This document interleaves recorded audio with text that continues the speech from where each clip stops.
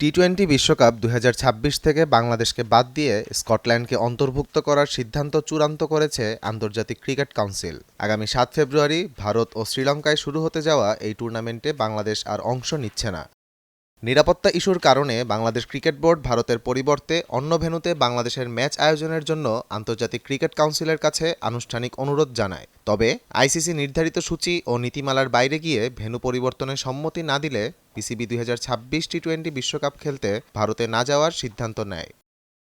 ICC সূত্র জানায়, Bangladesh cricket বোর্ডকে সিদ্ধান্ত পুনর্বিবেচনার জন্য ২৪ ঘণ্টার সময়সীমা বেঁধে দেওয়া হয়েছিল।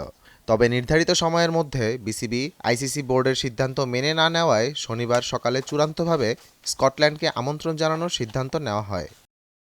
আইসিসির প্রধান নির্বাহী কর্মকর্তা সঞ্জয় গুপ্ত আনুষ্ঠানিকভাবে আইসিসিকে চিঠি দিয়ে জানান, বিসিবির দাবিগুলো আইসিসি নীতির সঙ্গে সঙ্গতিপূর্ণ নয় এবং বোর্ডের সিদ্ধান্ত বাস্তবায়নে তারা কোনো সহযোগিতা করছে না। তাই বাংলাদেশের পরিবর্তে স্কটল্যান্ডকে অন্তর্ভুক্ত করা ছাড়া কোনো বিকল্প ছিল না। বিসিবি সভাপতি আমিনুল ইসলামকেও চিঠির অনুলিপি পাঠানো হয়েছে।